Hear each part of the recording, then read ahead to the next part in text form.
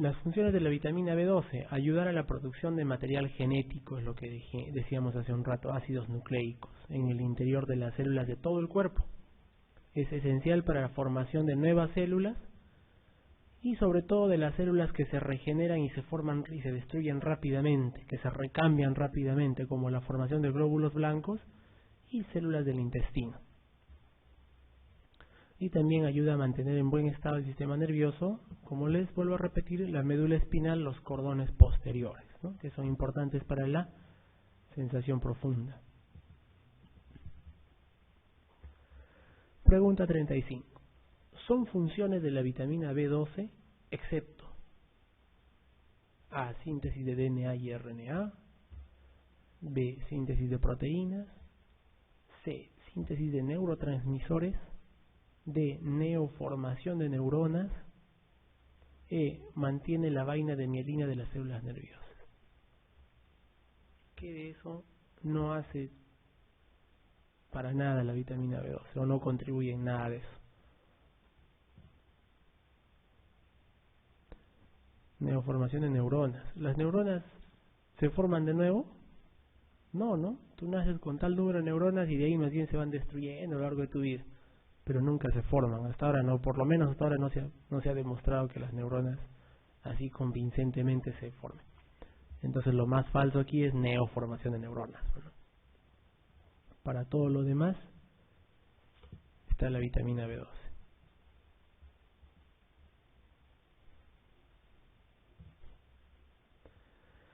Ácido fólico.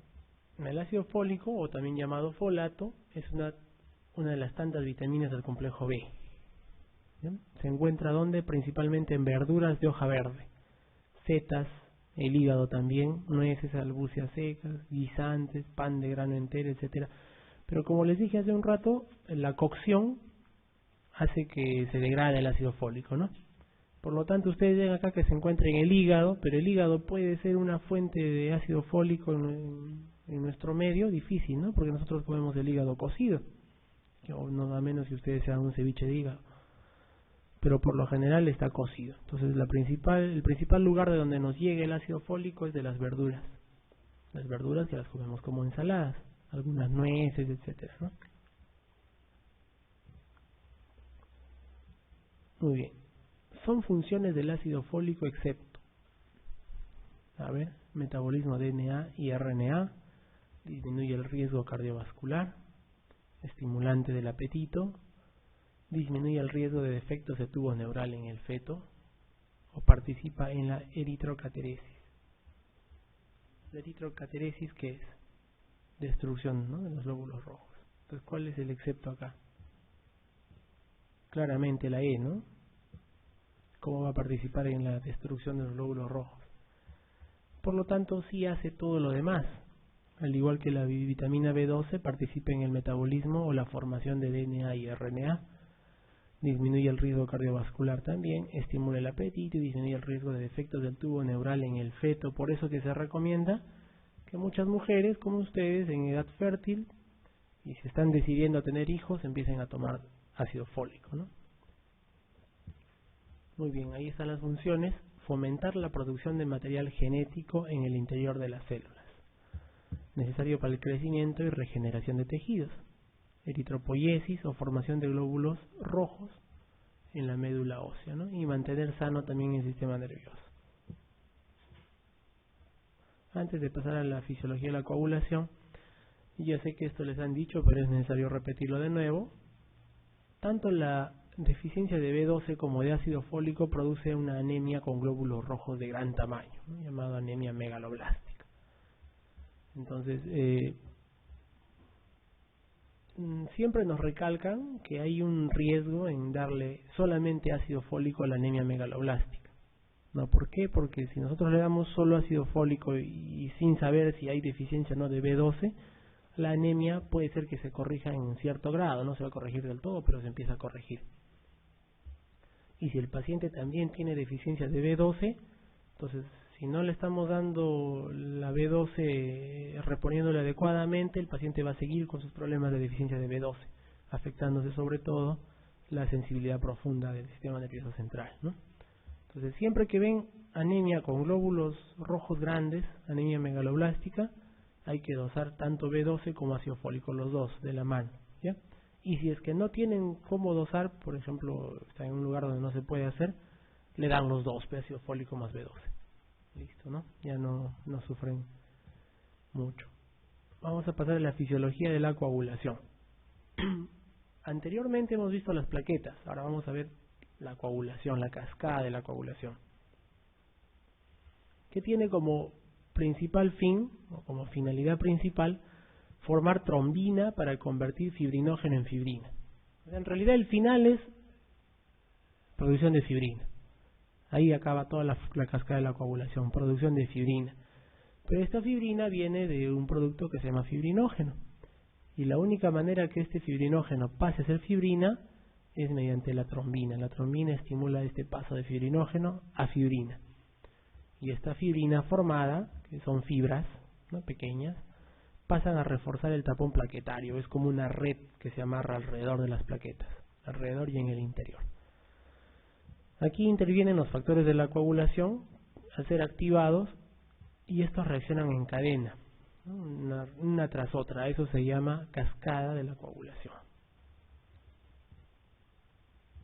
Esta es la cascada de la coagulación, ¿no? Y tenemos dos vías, como ustedes ven acá, una que se llama vía intrínseca y otra llamada vía extrínseca, ¿no? ¿Por qué se llaman así? Bueno, no sé, pero empiezan con diferentes lugares. Miren, la vía extrínseca empieza con la activación del factor 7. Hay un trauma y se libera factor tisular. El factor tisular es, bueno, así son fosfolípidos de la membrana de las células endoteliales que se rompen y se liberan, ¿no? Y el otro lado, más bien, empieza a aparecer con la vía intrínseca empieza a funcionar con la aparición de quininógeno y calicreína, también producida por el daño vascular. Entonces hay dos vías, la intrínseca y la extrínseca, ¿no? La intrínseca, los componentes son intraplasmáticos sin la necesidad de una superficie para iniciar el proceso. Y la extrínseca requiere de la exposición al factor tisular del vaso para iniciar la cascada con el factor 7. Son, bueno, aquí están los factores vitamina K dependientes, ¿no?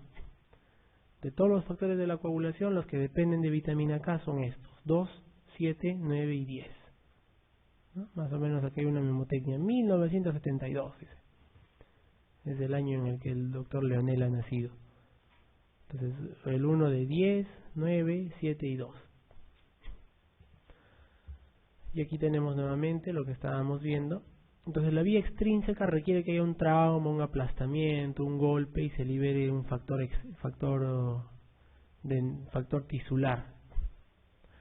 Pero tanto la vía intrínseca como la extrínseca van a hacer todo esto, esta cascada de coagulación, y los dos van a confluir en una vía común que es la activación del factor 10. O sea, todo esto puede ser que no se aprendan ustedes, pero sí que sepan que ambas confluyen en la activación del factor 10. Las dos vías agarran al factor 10 y lo activan. Esta vía extrínseca también agarra el factor 10 y lo activa. ¿Ya? Otra cosa que tienen que aprender es con qué comienza cada vía. La vía extrínseca comienza con la activación del factor 7 y la vía intrínseca comienza con la activación del factor 12. ¿Ya? Muy bien, entonces aquí llegan al 10 activado. El 10 activado, mediante el factor 5 activado también, va a producir esto que les decía, ¿no? La protrombina se convierte en trombina y esta trombina a su vez actúa como enzima o como catalizador de la formación de fibrina a partir de fibrinógeno.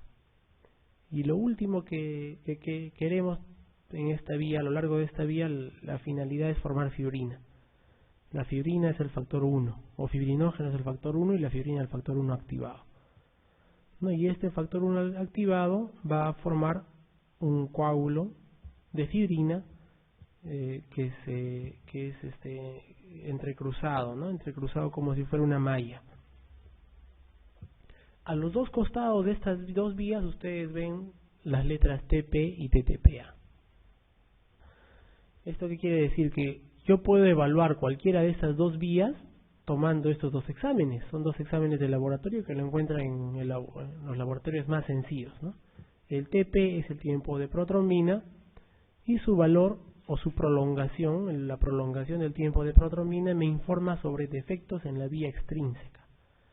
Por otro lado, el tiempo parcial de tromboplastina me informa, si es que está prolongado, me habla de los defectos de la vía intrínseca. ¿Ya? Eso por un lado. Por otro lado, el TP, que es el que mide la vía extrínseca, puede ser prolongado farmacológicamente con el uso de warfarina o cumarínicos. Y el otro lado, el TTPA, puede ser prolongado farmacológicamente con el uso de heparina, ¿no? Heparina por acá, warfarina por acá. Muy bien. Entonces, esa es la vía de la cascada de la coagulación que confluye en la formación de fibrina, ¿no?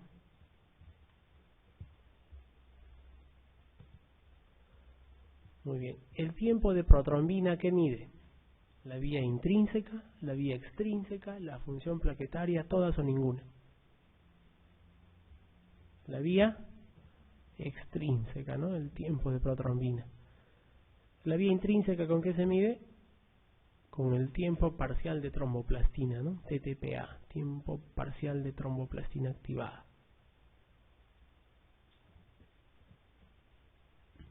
38. Ahí está, ¿ve? El tiempo parcial de tromboplastina que mide, vía intrínseca, extrínseca, función plaquetaria, todas o ninguna. La vía intrínseca, ¿no?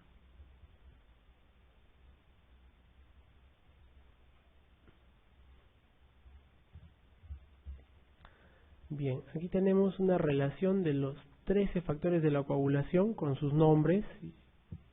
Muchos de ellos tienen bastantes nombres, epónimos inclusive. Pero el factor 1, que es el factor final de toda la cascada de la coagulación, donde se acaba la cascada de la coagulación, es el fibrinógeno, que se convierte en fibrina. Los otros importantes son el 7, que es el que inicia la vía extrínseca, que se tiene estos nombres, ¿eh? Se puede llamar proconvertina, factor estable, autoprotrombina. Y el factor 12, ¿no? Que es el que inicia la vía intrínseca, o el factor de Hagemann. Hay otros nombres aquí. El factor 12 es la protrombina o pretrombina. El calcio es el factor 4. Calcio, ¿eh? El factor 3 es el llamado factor tisular, que es el que hace que se inicie la vía extrínseca también. Y bueno, ahí tienen varios factores ustedes, ¿no? Tienen el 8, el 9, que están involucrados en la producción de una enfermedad llamada hemofilia, ¿no? El 8 para la hemofilia A y el 9 para la hemofilia B.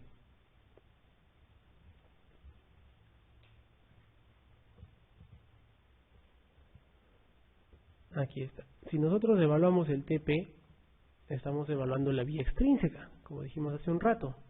Y en la vía extrínseca, ¿quiénes actúan? El factor 7, que es uno de los iniciadores de la vía extrínseca. También el factor 10, que esta es la vía común cuando los dos confluyen ya. El factor 5 de Leydins. El 2, que es la protrombina o el fibrinógeno, estos son vía común, ¿no? Y el TTPA, estamos viendo la función del 12, ¿no? Esto es factor activador del calicreína, me parece. Está la precalicreína. También está el 10, que es común a las dos vías. El 5 también. El 2 también y el fibrinógeno, ¿no? Entonces, si los dos están alterados, imagínense que yo tengo un paciente que tiene TP y TTPA, los dos prolongados. Probablemente el defecto esté en la vía común, ¿no? A partir del 10 para abajo. Acá, a partir del 10 para abajo. 10, 5, 2, 1.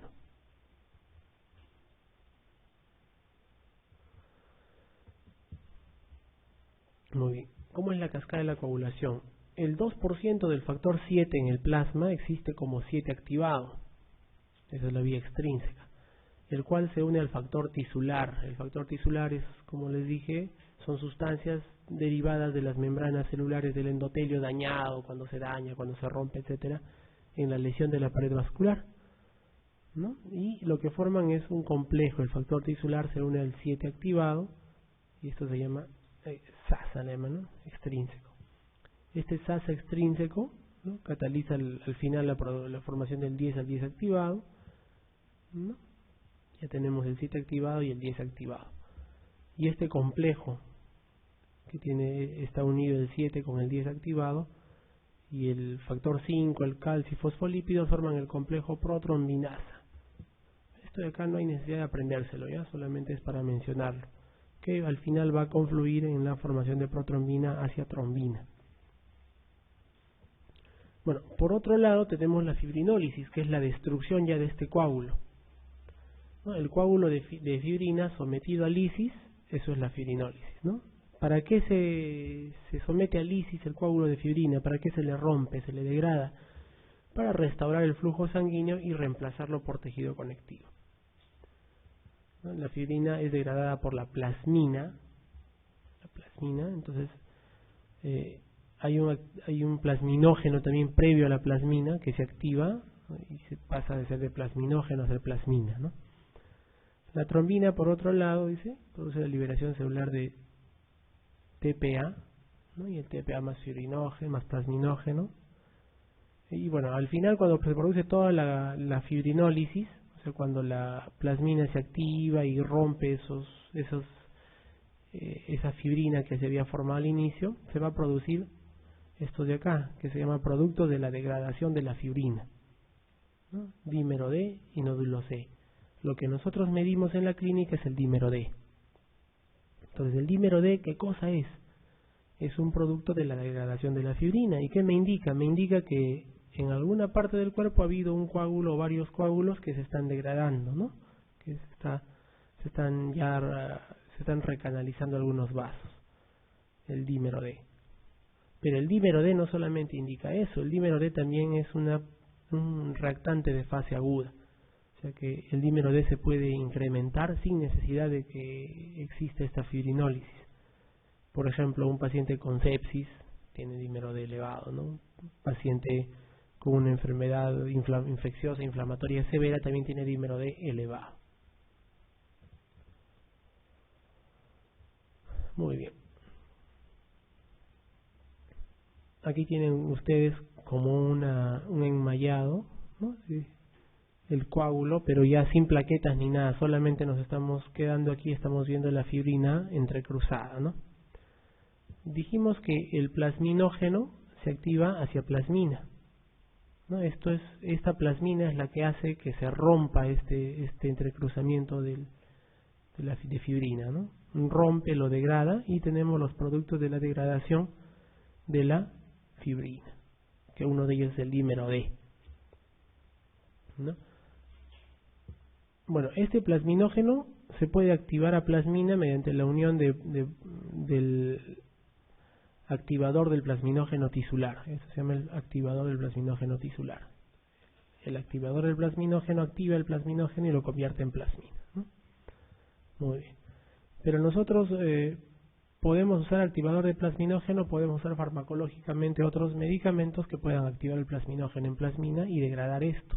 Eso es lo que se hace en algunos casos de infarto, por ejemplo, ¿no? Infarto con el segmento ST elevado, se le lleva al paciente a un área crítica, se le inyecta productos activadores del plasminógeno, se produce plasmina dentro del paciente y se lisa ese coágulo, se va lisando el coágulo, ¿no? Y el paciente va volviendo a tener recanalización de la arteria coronaria que ha sido ocluida. Muy bien, entonces este es un resumen grande, ¿no? Primero, cuando hay una injuria o un daño en el vaso sanguíneo, hay una fase vascular que es la vasoconstricción principalmente. En segundo lugar, hay agregación de las plaquetas, se agregan al colágeno mediante el factor de von Willebrand. En tercer lugar, se activa toda la fase de la coagulación o toda la cascada, ¿no? Aquí los factores plaquetarios empiezan a estimular y también el propio endotelio aquí que está dañado empieza a activar la vía, ¿no? Aquí está la vía, tanto la vía intrínseca como la vía extrínseca confluyen en una vía común de la coagulación que termina en la producción de fibrina, ¿no? Aquí está la fibrina en forma de pequeñas fibras, y esta fibrina va a tejer todo un enmarañado de redes alrededor de esas plaquetas que están agrupadas, ¿no? Que están activadas y que están agregadas, y se va a formar el coágulo. Y aquí está, en cuarto lugar, este coágulo se retrae, se contrae, exprime todo el agua que tiene y se queda ya, se forma solo un coágulo. Y al final, una vez que ya pasó esto y la pared vascular empezó a repararse, se produce la destrucción del coágulo, ¿no? Mediante la producción de plasmina, ¿no? La plasmina rompe ya las uniones de esta fibrina y se producen los productos de degradación de la fibrina, entre ellos el dímero D, ¿no? Como ustedes pueden ver aquí, los mismos factores tisulares que inician la vía extrínseca, esos mismos factores tisulares promueven que el plasminógeno se convierta en plasmina para la degradación. O sea, como es el cuerpo humano, uno por un lado va formando coágulo y por el otro ya va formando plasmina, ¿no? Para degradar ese coágulo. Depende solamente del equilibrio en cuál de las dos fases estamos. Pregunta 39.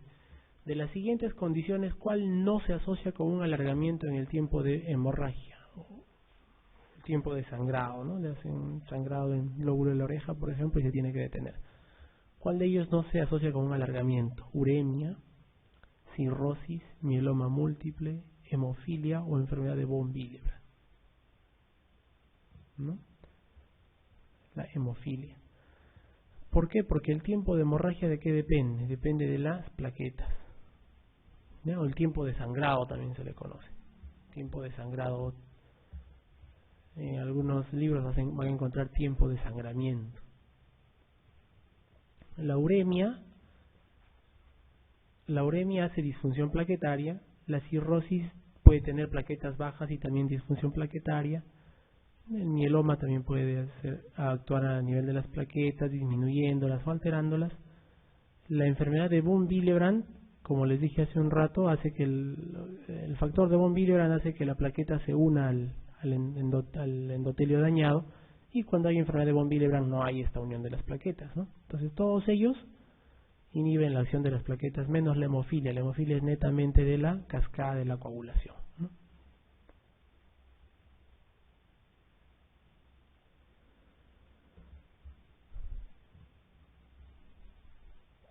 Bueno, los factores dependientes de vitamina K, ¿cuáles eran? 2, 5, 7 y 9, ¿no? 2, 5, 7 y 9. Aquí están los factores dependientes de la vitamina K. Entonces, cuando hay una deficiencia de vitamina K, no puede haber deficiencia del factor, acá está 9, 10, el 2 que es la protrombina, y el 5 está metido por acá. El 7, ¿no? ¿Dónde está el 7? Acá es 7. ¿Ya? Pero ustedes ven acá en un costadito que hay otras 3 proteínas. Proteínas C, S y Z, ¿no? Que no son ni el 3, ni el 2, ni el 5, ni el 7, ni el 9, pero que también son dependientes de vitamina K.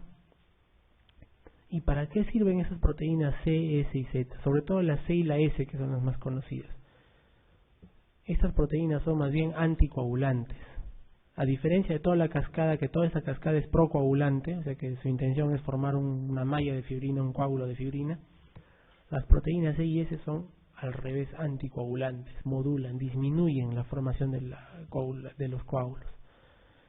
Por lo tanto, una persona que tiene deficiencia de vitamina K también puede tener deficiencia de esto, ¿no?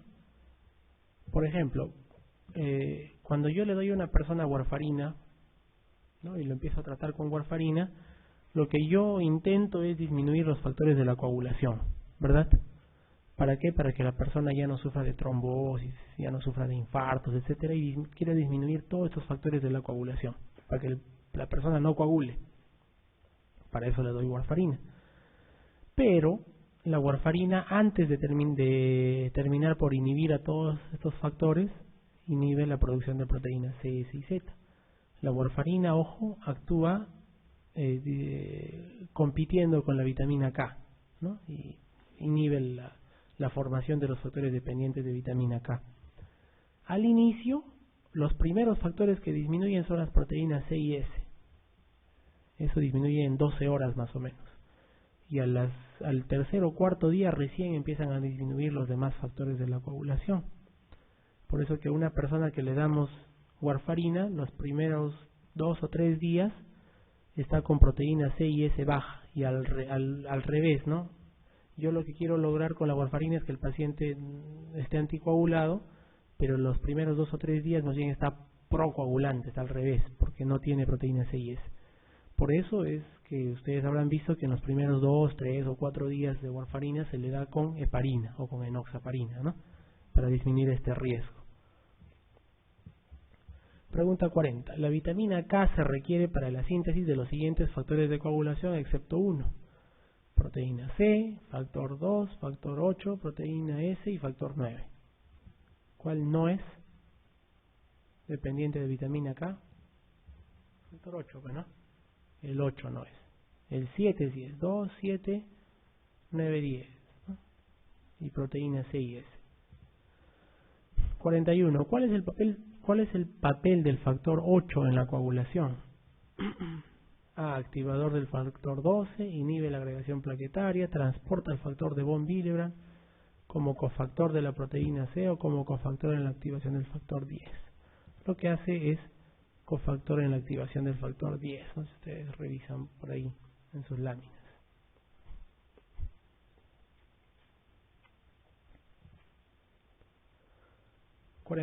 El plasminógeno puede ser transformado en plasmina, y recuerden que la plasmina es la que rompe el coágulo de fibrina, ¿no? El plasminógeno puede ser transformado en plasmina por A. La uroquinasa, B. La proteína C, el factor 8, el factor tisular o el tromboxano A2. Este es un medicamento que se usa, ¿no? O se usaba, todavía se sigue usando, la uroquinasa en infartos. ¿Para qué? Para activar el plasminógeno a plasmina.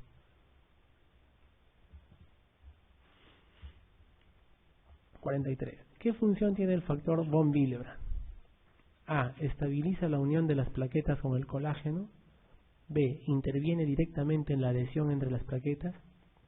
C. Estimula la producción de prostaciclina endotelial. D. Inhibe la activación del factor 8. E. Inhibe la unión de trombina con las plaquetas.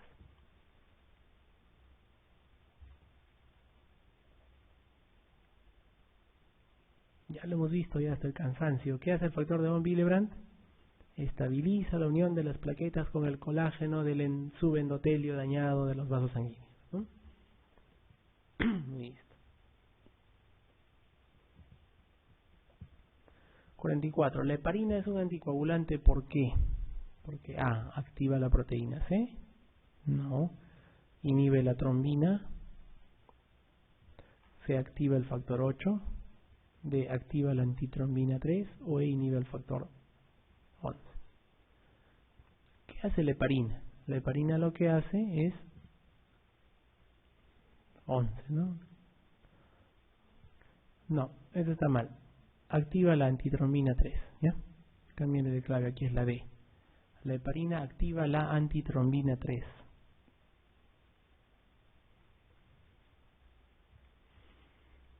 Normalmente tenemos nosotros cierta cantidad de heparina muy pequeñita en nuestra sangre circulando todo el tiempo, ¿no? Pero cuando nosotros recibimos heparina de manera extrínseca, activamos más esta antitrombina 3. Hay personas, por cierto, que tienen deficiencia de antitrombina 3. En esas personas la heparina no funciona para nada.